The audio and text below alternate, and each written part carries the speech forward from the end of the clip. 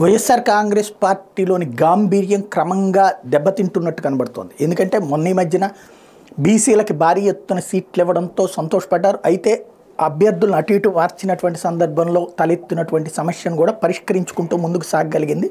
అట్లాగే పార్టీ నుంచి బయటికి వెళ్తామన్నటువంటి ఎమ్మెల్యేలు కూడా మళ్ళీ పార్టీలోనే ఉంటామని చెప్తూ ఉండటంతో మొత్తం పాజిటివ్ లుక్ వైపుకి వచ్చింది వైఎస్ఆర్ కాంగ్రెస్ పార్టీ. కానీ అట్లాంటిది అకస్మాత్తుగా ఒకటి టైమ్స్ నౌ సర్వేలో 17 దాకా అనుకున్నప్పుడు కూడా హ్యాపీగానే ఉన్నారు. కానీ ఆజ్ తక్ సర్వేలో రివర్స్ రావటం, 17 తెలుగుదేశం జనసేన కూటమికి వస్తుందని చెప్పడం, సీ ఓటర్ సర్వే కొంత రిలయబుల్ సర్వే కావటం అక్కడ ఒక షాక్. అయితే మరోవైపు చంద్రబాబు నాయుడు తెలుగుదేశం పార్టీతో భారతీయ జనతా పార్టీ పొత్తు పెట్టుకోవడానికి ముందుకు రావడం అన్నటువంటిది ఖచ్చితంగా దడబుట్టించేది.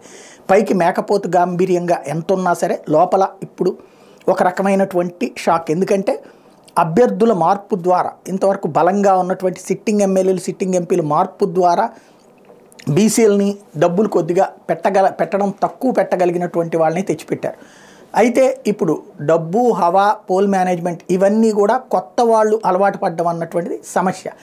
ఈ దశలో ఇప్పుడు తెలుగుదేశం పార్టీ పొత్తు అన్నటువంటిది అతిపెద్దదైనటువంటి ఛాలెంజ్. ఇప్పుడు అది ఇప్పుడు ఒక రకంగా చెప్పాలంటే పూర్తిగా జగన్ని నమ్ముకునినే వెళ్ళడమే తప్పించి మిగతా అన్నీ కూడా ఇప్పుడు ఒక రకమైనటువంటి షాకింగ్ పరిణామాలతో ఉంది వైఎస్ఆర్ కాంగ్రెస్ పార్టీ.